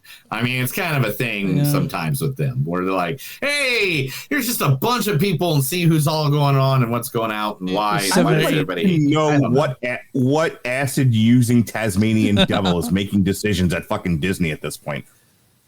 I don't know. I mean, better than Nickelodeon. Anyway, Late Night with the Devil has shattered all the shuttered records of all time. The movie overtook the previous record holders when Evil Lurks and VHS 99 by over 1 million views. I don't want to go too much. I don't want to go too much about it, Neil. We're talking about it next week. I can't wait to talk about Late Night with the Devil. I can't wait. We're reviewing it. We're reviewing it next week. I haven't watched it yet, but I'm not giving a review. I was gonna say Alexis and Robert did a review on it. They say, and Robert tends to be a pretty harsh critic. He had really nothing but good things to say about it. I would say if you guys are going to touch on it, you do have to throw your hat in the ring and get into the whole AI artwork thing, because that is all anyone's talking about. It's like everyone has the same take on this movie. Yeah, it's good. It's really good. You should watch it. Let's talk about the use of AI art, though. These motherfuckers. That is the whole thing. Like, there's like one scene, and it's barely. Yeah, it's from what I haven't seen. One. I guess let's talk about the AI. Cool, Chris. Don't go more than that. Fine. That's only one scene. You don't need to worry about that scene. You don't do that. Okay. But by any means, that sounds amazing, and I can't wait to. Yeah, I'll totally argue that point. Okay. I'll argue it all day long, because I don't know. I don't want to get into that now because that'll take too long right here. DreamWorks just passed the 500 million milestone for Kung Fu Panda 4, making it the 7th highest grossing movie. It just passed 2 billion altogether in the Kung Fu Panda universe. So therefore, making it the 7th highest grossing animated franchise ever. I've not seen either of the Kung Fu Pandas, not one of them. Okay, I have. I've seen them and I've reviewed them all. I've rather seen them and I've reviewed a handful. We reviewed Kung Fu Panda 4 on our show a couple of months ago with good to his mother, friend of the show, Zachary Strobel. Go buy his books, his children's books. Okay. But it's a solid franchise. Okay. Like, I don't love everything DreamWorks does, but like they are a dependable studio. When DreamWorks puts something out, it's not too kiddie, it's not too adult, it's not too gay. It's just, this is a problem people have. Not me. I'm an ally. But other people do. It's why Disney and Pixar are struggling. But DreamWorks is a solid hitter. They get on base every time, and even every once in a while they'll knock it out of the park. I mean, until Illumination came along, they were the really good Pepsi to Disney and Pixar's Coke. Right. So I'm kind of, I don't have a bad thing to say about Kung Fu Panda 4, the Kung Fu Panda franchise. I mean, Kung Fu Panda 4 was kind of meh, but okay, cool. I'm okay with meh. Should I carve time out of my day to watch these movies? Do you have children? No. No, I would be better off. You'd be better off masturbating. Okay. Yes. No, wait. Yes. To do this though, just for the fun of it, I want you to go get a panda onesie and wear it while you're watching it, and then have it on full blast as you can. So then when your wife comes downstairs, she sees you in your theater room watching Kung Fu Panda in a panda outfit, and then have Sushi Go because it has a panda on the front of it. Yeah. I just want to know. Is this for your OnlyFans? And take a picture of it. It's for his OnlyFans. Yeah, that's right. Okay, makes and I support this. And our TikTok, yeah. All right, Tron 3, Jeff Bridges has been confirmed. He is coming back to the series. So we're going to get the lovely Jeff Bridges back in the world. Yay! No! Let's try it again. We didn't need a Tron 2. We really don't need a Tron 3. The Fantastic Four today just cast Paul Walter Hauser as one of the new people. God damn, he's everywhere. In the Marvel movie. I know, I did this on purpose. Please tell me he's Galactus. Wait, please tell me they cast Paul Walter Hauser as Galactus, but Galactus as the comic book guy from The Simpsons. Because that's the only way that works for me. Right. We don't know what sloppy fat guy running around eating planets. Doing it can't be any worse than MODOK. Can't be any worse than MODOK. Now they got a bar now. Here's a beautiful thing. Billie Lourd, the daughter of the great late Carrie Fisher, will be on good old eBay this weekend to sell Star Wars on Star Wars Day. There'll be a Star Wars auction on eBay that will care to different charities and stuff like that. So if people want to go buy some awesome autograph and cool autograph lightsabers, they got helmets from the movie The Rebel Alliance. They got a Darth Vader helmet signed by James Earl Jones. They have a bunch of stuff, and it's all going to good charities. The legacy of Princess Leia lives on in the collection, celebrating Star Wars Day with a range of unique merchandise. Go there. Support charities, because this is why she's like, she goes, I want to be in anything Star Wars. Let me be in anything Star Wars to carry it on for my mom, and it would help with all these charities. I totally supporting charity, and I think everyone should donate their money to this cause. But I also want to give a shout out to my friend Chris Bailey by saying Star Wars sucks and is for communists and homosexuals. All right, moving on.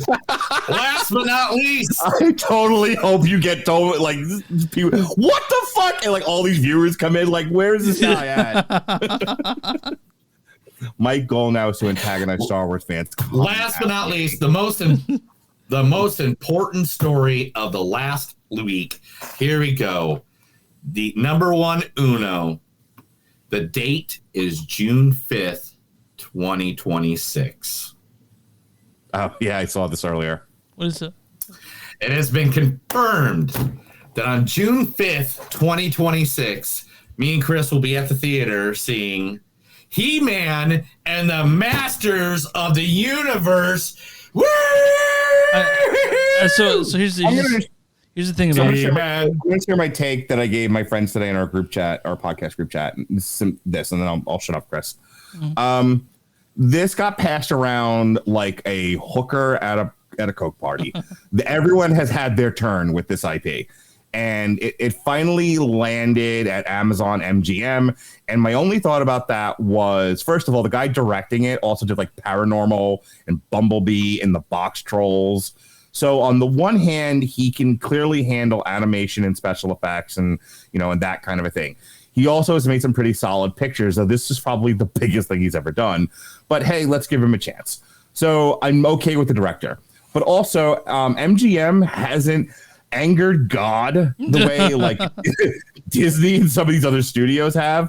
So Like, I feel like at this point, most studios besides Disney get it. They get why people are in large numbers turning away from Hollywood and are trying to right the ship. Which is also, again, why He-Man has had such struggles, because people keep trying to do things with it they shouldn't be doing with He-Man. I think they get that. They don't seem to be making terrible movies that drive fans away from IPs the way other, the way other brands do. Disney. So I have high hopes for this movie. So when it comes to me, I'm a little bit too young to be Super He-Man, so I'm really ambivalent to the whole idea. I grew up. Anyway, I'm 37, so so it's. I had all the villains. It's a little bit before my time. In the trailer court. Yeah, in the trailer court, because we played in between the two trailers that we lived in. He had all the good guys, and I had all the bad guys. And so then it'd be like, like I had maybe 4 good guys, and he had all. Did you ever watch the documentary, The Toys That Made Us, and hear the history of He-Man? Damn, dude, anything that has He-Man, Thundercats, fucking Transformers, and G.I. Joe on, and Ninja Turtles. If you haven't watched the history of He-Man is fucking dope. Like the way they came up with it, like these German weightlifter toys that they turned into these mythical figures. It's great. And then the cartoon was awesome. I love to see like an actual take on He-Man for modern audiences that reinvigorates this product. Sure. At this point, I'm just crossing my fingers for a halfway decent movie. So I'm sort of wondering if me being pretty ambivalent to He-Man, I can go into it without memories about it and just sort of see it as it is, and hopefully it's good that way, So I'll definitely watch it. As much as he tries to rip it apart, I'll fucking kill him. Anyway, so then the draft was pinned by David Callahan and Aaron and Adam Nee. They already have like a description of the script where it just says 10-year-old Prince Adam crashed to Earth in a spaceship and was separated from his magical power sword. The only link to his home on Eternia after tracking it down almost 2 decades later. Prince Adam is whisked back across space to defend his home planet against the evil forces of Skeletor. But to defeat such a powerful villain, Adam will first need to uncover the mysteries of his past and become He-Man, the most powerful man. I don't fucking like it already. Why do you don't bring him to fucking Earth? We don't need him on fucking Earth. Seriously, what is he, fucking Star-Lord? Jesus Christ! This sounds like 3 movies. It sounds like 3 movies, honestly. That just pissed me off. It's like we already did the He-Man on Earth thing. Guess what? Didn't really work out. Let's not do it again. This sounds like more than one movie, honestly. I've heard part of the reason why they just won't keep him on Eternia is it's too expensive to do Eternia. Except that I don't know, fucking getting AI to generate sets. Then I mean, I'm so sick of like that excuse. That's it. It's so bad.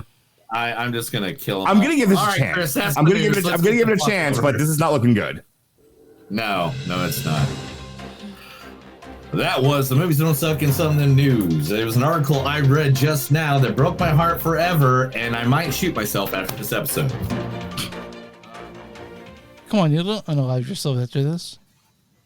I have to. He-Man's Neil, suck. But there's good things in the world. The Pacers are winning. The Maple Leafs haven't lost yet. It'll be fine. So, Neil, all I care about is winning money. Neil, I haven't asked you this question yet. Neil, I haven't asked you this question yet. If you pass, do you want me to keep on doing the podcast without you? What the fuck kind of question? Chris, I gave you rights to that like years ago because I told you, if anybody's dying first, it'll be me. Okay. So let's just throw that one out there. But Chris, you did remind me of something though.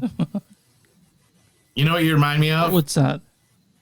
That we got a game to play. Oh, which shit. Skarsgård was it? God, yeah. Okay. Yes. Can we please just play Smash or Pass? Put up, like, all right, one more time. Go on Facebook. All right. Go on Facebook dating and just put up profiles and let's play Smash or Pass.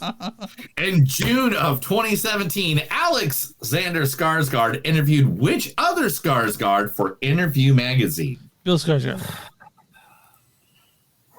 Good job. The point goes to Mark. Oh. I didn't. Hold on one second. Like, I didn't know that if I get it wrong, it goes to Mark. I didn't know that was the case. Oh no, you got it right. You got it right. Okay. All right, well, fuck. I guess. But every time you get it right, I'm just going to give the point to Mark. That's fair. You know, that works. I'm good with this. He's our guest. All right. Who, just like his father, went to Thers Hoskenlund and acted at the same mime school in Sweden? Alexander. Correct, Chris. You got no point on that. Mark got the point on that one. All right, so Mark got 1. Chris is at 2. All right, so we got just 2 more questions. Two more questions. Who has a tattoo that was drawn on them by Walter Skarsgård? Alex Skarsgård. Alexander. Oh, damn it. All right, Mark got another one. That's 3 to 2. All right, one more.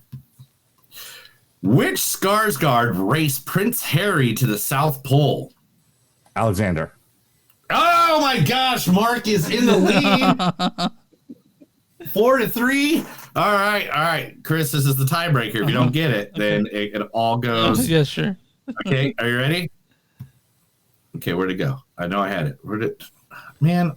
Yeah, what the fuck, dude? Sounds like my heart on. There you go. There it went. I had it. Well, I was jumping around. Which Skarsgård male is shorter than 6 feet tall? Is it Stone? Peter.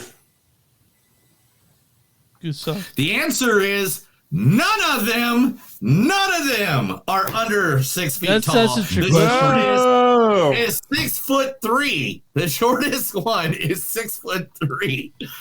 Which means And Mark last- okay, you got one more. Okay. All right, here we go. And this is the last one. This is the one who can do it the fastest. Are you ready? Yeah, I'm ready. Name all the Skarsgård brothers. Stellan, Alexander, Peter. Wrong. Stellan is daddy. Alexander, Peter, Bill, Gustav. Watchmen. V for Vendetta. Leave Extraordinary Gentlemen. Mark was the closest because he said V for Vendetta because there's Vector as well. So Mark wins! Yay! I should have much like my like my romantic relationships, I wasn't even trying. You guys ready to Chris, now it's the point. Now play it. I will fuck you, all right? I will enter you. Okay. All right. Now coming up, it's Boy Kills World. Boy Kills World. Directed by Moritz Moore. This is his first English movie, thing. He directed. It's written by Tyler Burton Smith and Andre Rimmers. And this stars Bill Skarsgård as Boy. Then H. Sean Benjamin does the voice of Boy. Oh my god. Are you guys okay? Also, Jessica Roth plays June 27. Ryan, you dumbass! Mrs. Michelle Dockery plays Melanie Vanderkoy. You're in my office under my roof. Brett Gilman plays Gideon Vanderkoy. Fine, I mix up birthdays and I have an alcohol problem just like everyone else in this fucking country. Isaiah Mustafa plays Benny. Yaya Ruin plays Shaman. Cameron Crevetti, Nicholas Quinn Copeland plays Mina.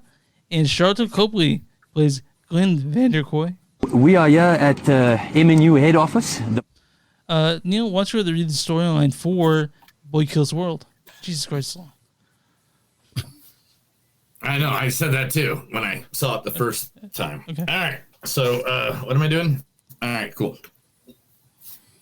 Skarsgård starts as a boy who vows revenge after his family is murdered by Hilda Van Dierkoy, the deranged matriarch of the corporate post-apocalyptic dynasty that left Boy orphan, deaf, and voiceless. Driven by his inner voice, one which is caught from his favorite childhood video game, Boy trains with a mysterious shaman to become an instrument of death and is set loose on the eve of the annual cleansing of descendants. Bedlam ensues as Boy commits bloody martial arts mayhem, inciting wrath of carnage and bloodletting, and he tries to get his bearings in the delirious realm. Boy soon falls in with a desperate Renaissance crew, all the while bickering with the apparent ghost of his rebellious little sister, the bitch. The bitch, okay. No, I'm made that up. So who wants to start on this one? I will. Okay. Took my kids to go see this. I took my kids to go see this. That's always a great start. So my daughter is not a huge fan of like sex and romance on screen, but she is a huge fan of the ultra violence because I raised them right. Yeah. And so here's my point, and I want to start with this. It's not really a craft thing. It's my kind of weird take. So this movie blends these like really fun elements of like anime and manga, like that aesthetic. By the way, I want to compliment you for saying manga correctly. You're welcome. With like video game aesthetic, and then it's a revenge fantasy movie, and it's like this movie has a lot of elements kids my age would like. Like this movie. This is why I didn't want to go see this. I'll be honest with you. I wasn't going to review it. I didn't want to go see it. This isn't really my thing. However, my kids saw the trailer for it and they were like, Dad, like they like ran over to me. They're like in the theater, like, Dad, we have to go see this movie. And I'm like, okay, I'll take you to go see it. And it had so many individual elements that appeal to children between the ages of like maybe 10 and 15. Yeah, 100%. However, it's a bloody rated R violence fest. What parent besides this psycho is bringing their kids to this thing? Yeah. And I'm like, yeah. And so it's this nichiest of niche movies because it has all of these elements that would appeal to adults who are mentally 12. So that's why that's why it's perfectly for Panic Fest. By the way, this is a sold out showing at Panic Fest. And I was there with 2 adults and I drank 2 alcoholic slushies while I was there. But no doubt. But like, that's the thing. Movies are made to make money, and I'm wondering like why this got. First of all, this isn't going to win any awards. Come Oscar time. Why would you put this in theater? Well, it'll be in my top 3 at least. Oh no doubt. And look, from purely from a like craft point of view, from a enjoyment point of view, this movie is very successful. I just don't. My problem with it. This is really my only problem, and the way that I look at film, this is one of those things I'll look at. Who the fuck did they think was going to go see this movie in theater? Will people watch this on Netflix? You're goddamn right they will. And children who aren't being watched by their parents. So many stoners are going to be watching this fucking shit at home. No, once this thing is available to stream, children from the ages of 4 who can operate a Netflix to 17 are going to find this movie and watch it. It's going to be a big hit. But why not then sell it directly to a streamer? Why would you put this thing in theaters? That was kind of my only takeaway. That's actually a good point to think about because it is a movie I feel like geared for kids, for teens generally. I can't. Generally, they 18 to 34 audience maybe, but I don't see 50-year-olds or even higher going to see this. Yeah. So like, oh no, I can tell you right now, if I show this to my dad, he would assuming I was torturing him Clockwork Orange style. Yeah, so that's what I'm. I didn't think about the audience for this, but since I went and saw this. My turn to jump in. I'm gonna just shut you both up. Come on, you. All right, so I hang out with a bunch of ultra violent motherfuckers because I hang out with pro wrestlers and and movie and rock stars and stuff like that. I'm not saying they're all rock stars. Rock bands. Let's say rock bands, pro wrestlers. I hang out with the weird guys. The guy this movie fucking literally is for. That crowd, like everybody in the past 2 weeks has been talking about this movie and wanting to go see this movie. It's a lot a of fun us movie. are. Yeah. It's a fun and movie. to be honest, yes, there is a niche for it though. It is a niche. It is a small group of people that are just one part of a group. Because to be honest, it is for people like us that grew up with the big ultra violent fucking action movies from the 80s. It's the next step. It goes a little fast. It goes a little long. There's one thing though, this movie did fucking absolutely phenomenal at.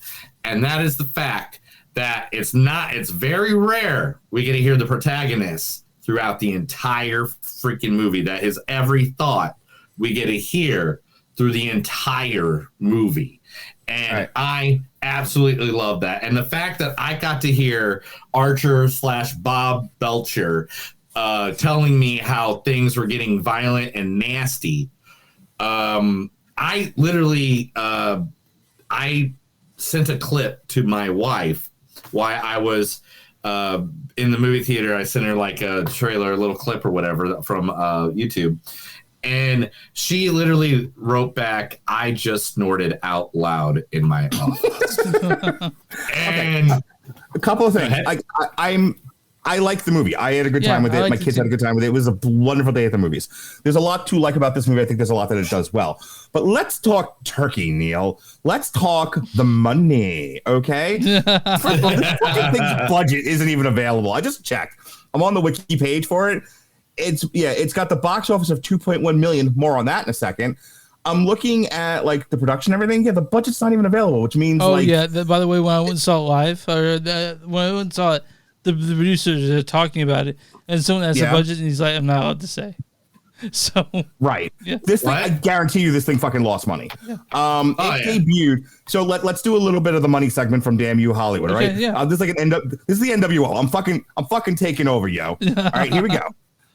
It debuted number 10 this weekend. First of all, this got put up by Roadside Attractions, which Roadside Attractions is one of the gay cowboys eating pudding studios. They're only doing like independent fucking art house features and this nonsense. These things go into theaters to win awards, not to make money. They make money on like home video. So there's that.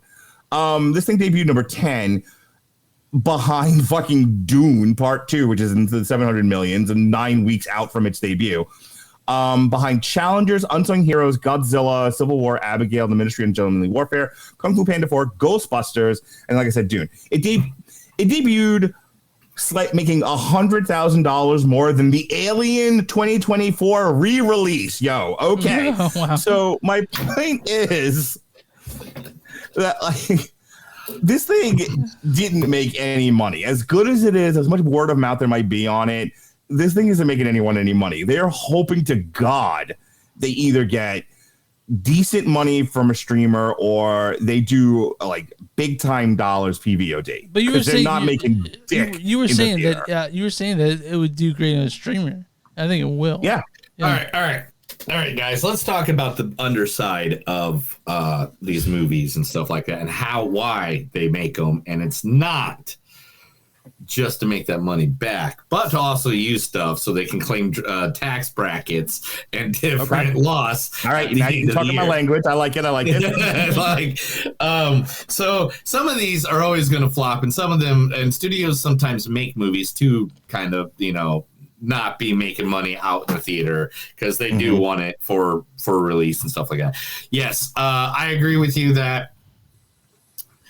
But the thing is, the most average movie goer, it's not as common as it used to be.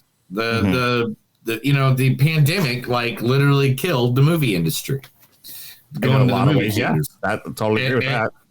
Like there's people I talk to at work that like literally they have not been to a theater since before pandemic. And I've heard this constantly. I don't hear this just because I work in radio, so therefore I'm out and about at these areas where I'm like surrounded by 20,000 people, and so they're all talking to us and stuff like that. And when I'm trying to say, yeah, I like to go to movie theaters and stuff like that, and the most common thing is I don't go to the theater, haven't since before the pandemic. And these kind of movies back in the day would have made money because the other scenes would be packed. You'd be going to like try to go to Dune 2, but it's so packed, it's overfilled. I'm gonna a little inside baseball on this one. So when I asked the Roadside Attractions for a screener of this, they wanted to wait until the week of release to give me a screener because they said this needs to be seen in theaters, right? And I just saw it in theaters. And they didn't want to give me a screen after that, but the thing is, like you said, there's 2 million this week. I mean, who was in the theater to see this besides Neil? I saw. No, look, I just read you the numbers. Everyone went to go see Zendaya in a threesome. That was the number one. And there's no threesome. And there's no threesome. There was no threesome. I was promised yet again. I am promised a threesome that I did not get. I wanted that threesome. Now I don't really want to see it. Hey, fuck challengers. That's what I say.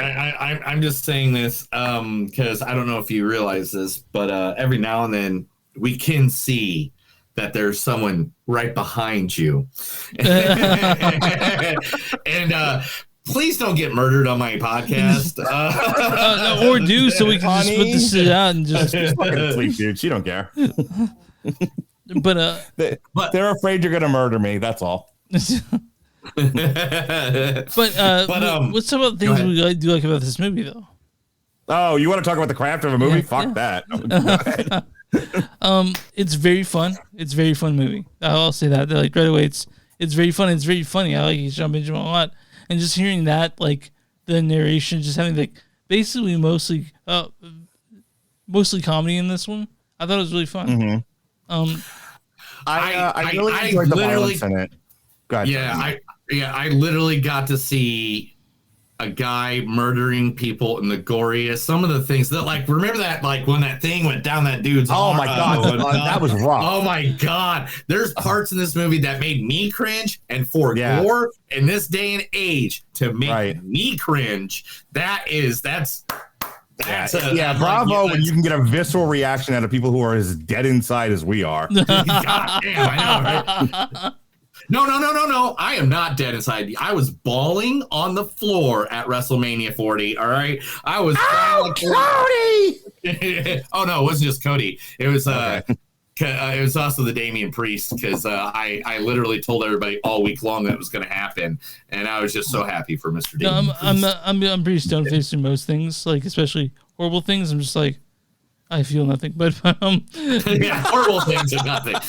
Happy good moments, I like those, but the horrible, faces of death. What's that? Is that like stuff we watch on TikTok these days? I work in correctional mental health. You don't think I see this shit on a daily basis? You really have to go some to fucking get me to react to anything. And I'll tell. This is what I was going to say. I think my one craft element that I can refer to, other than I enjoyed it, was it's been a while since I've seen a movie that leaned into the violence and leaned in and showed you the violence. It didn't cut away from it. Yeah. So like you're talking about, like when he cuts the forearms with the tooth or whatever it was. But I'll tell you the other thing that I was kind of meh on the movie until I saw this, and this kind of made me lean forward when the guy's got, I think it's like a drill press above Sharko Copley's head, and they're like, talk, or we're gonna drop it on your face. And he's like, all right, it's like Peter Griffin in the fucking Star Wars parodies. It's like, well, this happened, and I farted in the thing. Like, I'll kill him. So he's like, I'll give you everything. I'll be on your side. And like mid-sentence, he just drops it on his face. And they didn't cut away. They didn't ADR like an egg splatter or anything. They fucking showed you his face get flattened. Well, the cool and thing... they actually... Go ahead. I'm sorry. And they actually like let the camera sit on the squashed face for a moment, and you could see the blood, and then they go to the guy just like, I didn't, my hand slipped. Like, he's like sweaty palms, and I laughed out loud at that. I'm like, that's fucking funny. So this, I know this barely needed a storyline, because all I wanted was just basically the ultra violence, just the fight scenes, which you really need. Thought it was a little long. That's just me. Yeah. This needed to be like a 90-minute fucking fast pace, like shoot 'em up. Yeah. Remember shoot 'em up? I tell my kids this. Like, this was like one part shoot 'em up where the guy's killing people with a carrot. Yeah. And then and something else I compared it to. Go ahead, Neil. I was gonna say it reminds me a lot of Daniel Radcliffe's movie that he made a couple years ago. Guns Akimbo. Yeah, Guns Akimbo. That movie, like, it's like, I love that movie too. I rewatch that. I throw that on all the time, like when I'm doing chores around the house. Like, so like this is one of those movies that they're just like it was so cartoony. It was like a comic book without being a comic book. I mean, even the post-credit scenes were like were funny, and also, like, sort of the very video game, like you did play a goofy ass video game. Like, I'm trying to think of something else. But that's the thing. That's the story to it, though. But it's also people like us that know this video game when he lost his sister, and his life was kind of like a video game. And that's the fun part about this movie. And the best part about this movie too is that they actually gave me a twist, and I like a good twist in a movie. Every time someone throws in a nice little twist. And yeah, by any means, this movie could have ended at one spot, and we didn't need it could have ended at one spot, and we would have been good. But then it was but then all of a sudden it's like, oh, this ain't ending, and now here's another 20-minute awesome fucking fight scene that's gonna freak you and make you cringe a little bit. So I mean, the continuance of it was. I like the twist in it. I think there's a lot of great elements of the movie. My only big criticism is it's too long. This clocks in at 151. Yeah, and this needed to be 90 minutes. Yeah, we needed to kind of get. We needed to kind of get there a little fast. We didn't need so many shots of him training to be a ninja. No. I mean, if he just got it, they got to do that old, blood sport. Kunte. Yeah. Where it's 5 minutes and that's it. We're done. It's like, thank you. They lingered too long on that, and then the final fight scene, they lingered way too long on that. I understand that's your big epic conclusion, but we've already done a lot of this already. By the time I was exhausted by the time we got to that final fight, and if we'd gotten there a lot faster, I wouldn't have been exhausted. Yeah. I was the only one in the theater, and it was at 1 o'clock in the afternoon, which is that's understandable. Who's seeing a movie at 1 o'clock in the afternoon in Tulsa, in the middle of nowhere? You are, dude. I am. I was the only one in the theater. I was having a good time. I was sitting up in the seat by myself, yeah, this is fun. All right, yeah. But by the time that last fight came along, I was just huh? All right. Yeah, are we done now? Come on now. Are we done? Just kill him, die or kill him, End this movie. It does know what it is, but this movie. In this movie. It does know what it is, and I appreciate that. But I do think it also thinks it better than it is. It's okay. It's dude, I'm gonna get that. I'm gonna get that started chanted at a wrestling show in the future. In this movie, it's SmackDown. I'm in this match. In this match. Be great. Anyway, I think the last thing I have to say about it is, if you keep it shorter and we move things along faster, we kind of fix some of the pacing issues with this. Mm-hmm. The movie's it's a little too cute by half. It's a little too in love with its own aesthetic. Yeah, I'm with you. That's what I was just saying. He knows what it is, but it loves it too much. It thought the idea of him fighting Captain Crunch was fucking hilarious, and we lingered there way too long. That's okay, do the thing with Captain Crunch, kill a few people, then give the face his chance to do the comeback and kill everybody quickly and get through this. That scene of they drug out the fucking execution. They drugged out way too long. They drugged out about 3 different areas of scene, and they could have cut a little from each one of those, which would have given us that easy hour and 30-minute movie. Because you could cut out easily, you could make it down. You could cut down the 20 minutes very easily in places. Yeah, for sure. Yeah, but I mean, that's the thing though. This day and age, do people want a 2-hour movie before their money? How much you gotta pay? All 3 of us wanted to do 90 minutes. So you mentioned earlier. I know. But and even people on. But the thing is, I guess those are actual moviegoers because they said they're asking moviegoers. Yeah, they said 90 minutes. And 90 minutes would have got people in and out, and they would have been done in just a second. I mean, they could have been changed afterwards. Here's my thing.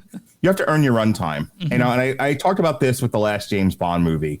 One of the things that Robert and I had said about it was it only earns its runtime because it's the epic conclusion of the Daniel Craig run. It doesn't earn it with its actual content. Yeah.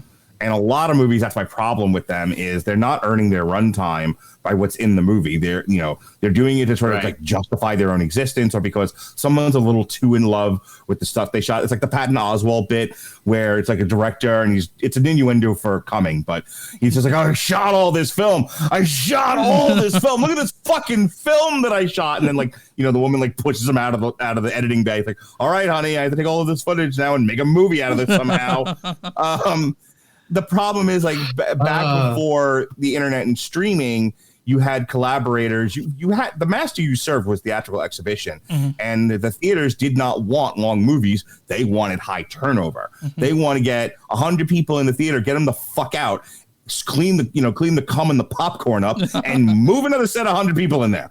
That's how theaters made money, and then streaming comes along and they're writing $200 million checks to The Rock so that he can work 4 hours and go make whatever fucking movie you want. Yeah. There's no parameter. And that's the thing. The whole dynamic changed because the idea is to keep people on the streaming site for as long as possible, which is why you had Netflix dropping, 13-hour television shows all at once. Yeah. They want you to stay on the app for 13 hours. So if you make a 3-hour movie, they're like, yeah, here's $200 million. Go make your 3-hour stupid movie because we want people to sit there for that long. Which now means that the collaboration that used to produce well-edited, fast-paced, enjoyable movies, fucking gone, dead. I'm sort of there's a reason for it. There's no motivation to do that anymore. So we're talking Killer Survivor Moon, and when we talk about length of movies, I really feel like when we end the movie, there's no one there to tell Marty no. They can edit this, he was like, I want this in there. Like, they're like, he's like, you're the master. Yeah, tell me that. But I don't know why this is 151 minutes. I don't know why it should bother me that much, but it does bother me that it's that long. It doesn't really bother me because guess what? I had a fun time. I did get a little old at the end. But the best part of this entire movie was just great epic violence that was like video game style. This was like Mortal Kombat, Street Fighter comes to life. We're going to do fatalities in every room and someone's going to die, get their head squashed. While Bob's Burgers like, did I really kill him? Or is he dead? Maybe he should be dead. I did enjoy the gag of him not being able to read the guy's lips with the beard. Oh my gosh, that's like the funniest running gag. Yeah. I love a good running gag. Yeah. That was like, hey, you better see when I'm on the camera. Oh, what the fuck is he saying? Them explaining to him the plan was great. Yeah, that was fun. Yeah. Like when they dude, that movie, I liked it. All right, Chris, go for it. What do you get this movie? What rating do you give this movie? 3.6, 3.7. I liked it. It's just not gonna be. I want that would be at the end of the year for me. Okay, Mark, I rated pi. There we go. 3.14. Yes, that's correct. Yes.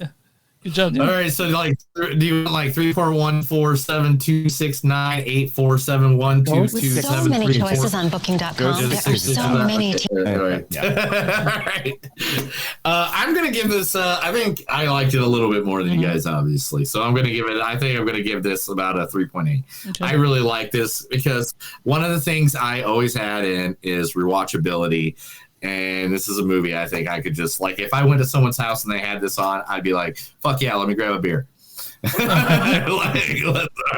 here. I want to see your reaction to this fucking movie. All right, so like this is like the anti-criticism movie. This is a movie that is meant for pure enjoyment and for no criticism at all. Like the very fact that we're here doing this is an insult to this movie. Yeah, it is by any means. Interesting enough, there's not a critics consensus on this one, but there's the audience consensus. But Neil, what's the audience score? Right. What's the audience score for Boy? Here, how about this? This time, Mark, what percentage did the audience rate this film? 95. 71%. Are you fucking kidding me? No, really? For real. And it says, bolstered by Bill Skarsgård's own performance, Boy Kills World may offer just enough action thrills to offset its thinly written characters and predictable plot. But do we really care about that? And what's the okay? Now the critic score. Now watch this. This is the way you can always tell about the world of film and cinema, like how far critics sometimes are from the audience. I'm gonna guess it's 56%. You're really close. 59.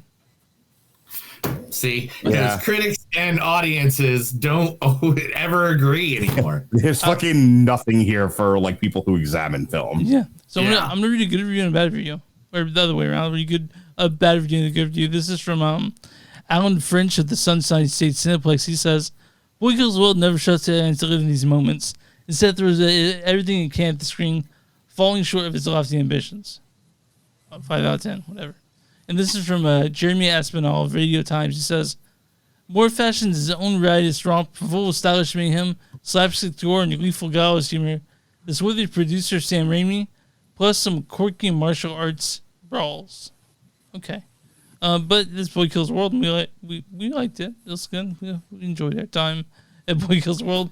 Go see it with your children. Oh, yeah. Go see it with your children. Definitely. 6 and up. Yeah. 6 and up. If you're a man and not a communist, go see this with your. If you love God, and you love God and your children, go see this with your children.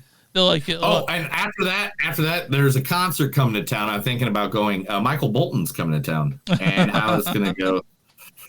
I was gonna get some tickets for that for Michael Bolton.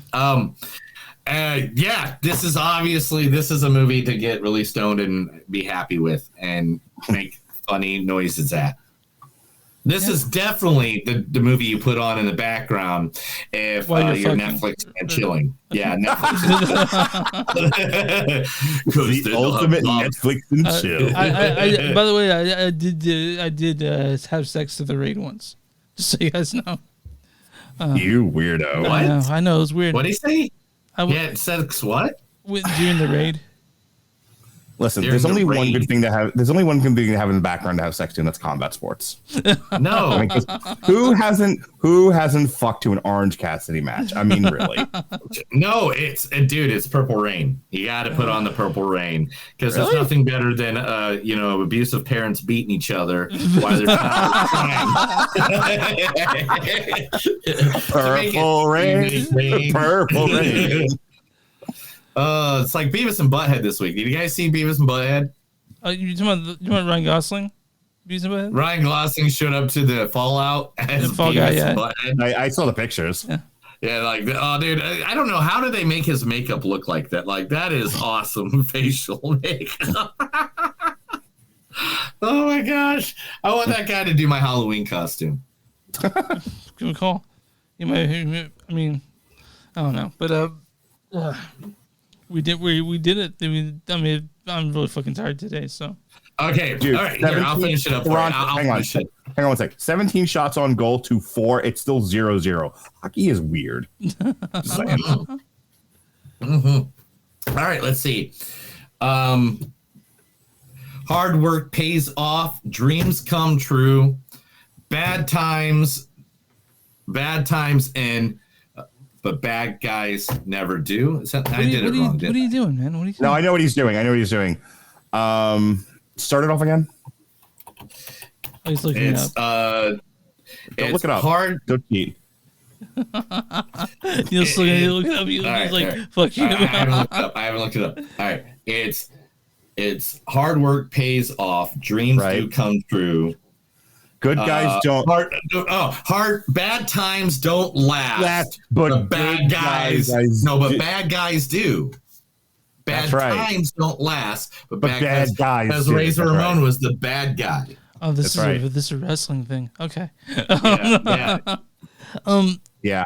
I'll tell you what. When he passed, and I found good clips of him saying that I was like hearing him say like the bad times don't last, but bad guys do actually does make me tear up. And I'll tell you, like, it's a weird thing to say, but I will often reflect back on his little jingle there when I'm having a rough time, and you're like, all right, be like Razor. Be like Razor Ramon. Do a lot of cocaine. And do a lot of cocaine and act like Tony Montana so you can make yourself a famous pro wrestler. I do a lot of this, Neil. I do a lot of this. Do a lot of... We've totally lost Chris. Yeah, I'm looking around. Hey, yo. So, all right, here you go. Right here you go. Ready? Right here. Good. There you go, Chris. There you go. Hard work pays off. Dreams come true. Bad times don't last, but bad guys do. Nice. Anyway. Next week, Chris, tell everybody where they can find us. Next week, we're doing Late Night with the Devil and Fall Guy on Wednesday next week. Yeah. What are we doing?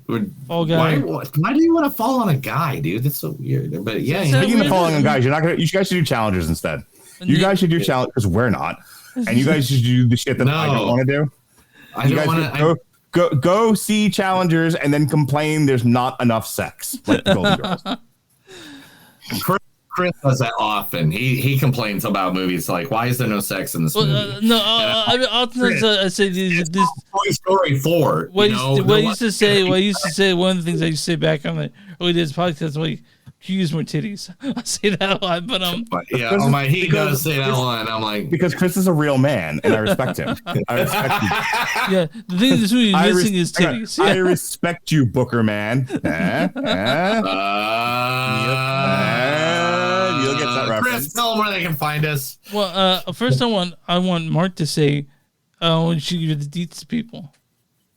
Oh, yeah. All of our shit's on our landing page, w2mnet.com.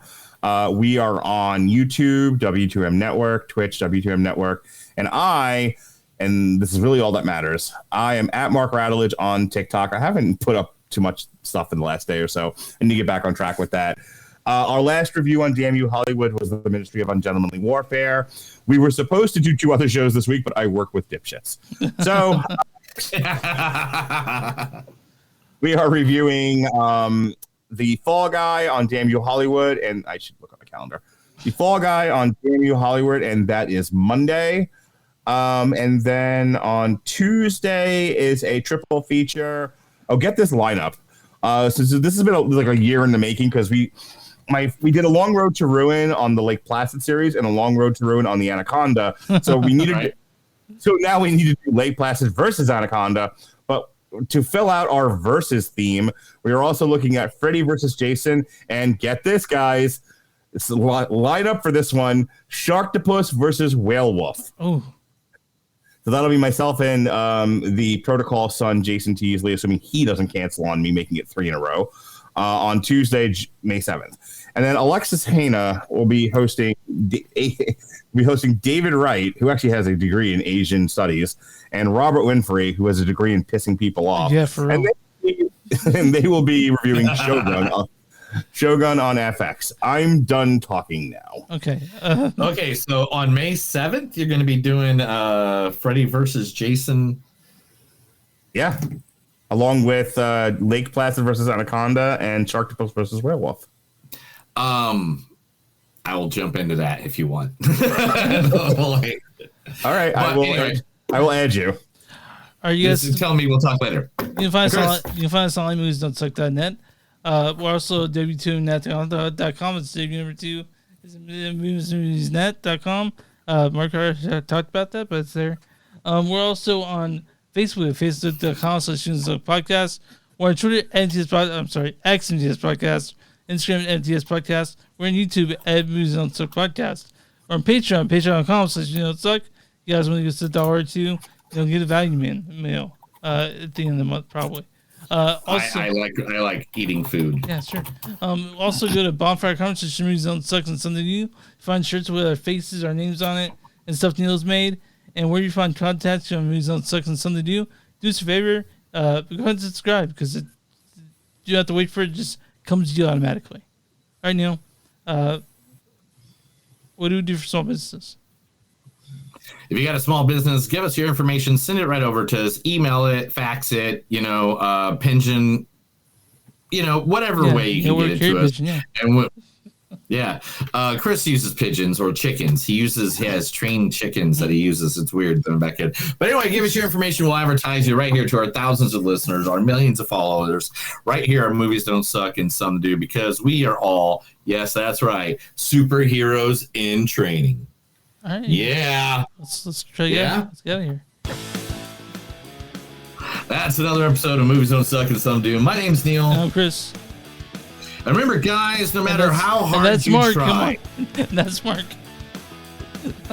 Sorry, I am way concerned with the Toronto Maple Leafs. He's trying to win money, and now you just interrupted everything. So we're just going to have to do it all over again. I'm going to go right over here and shoot myself. Okay. Anyway, that's another episode of Movies Don't Suck and Something Too. Remember, guys, no matter how hard you try in this life, no matter nowhere you can go, make sure if you want to kill the world, it's the world that at least Dark Knight Rises is in. Have a good night.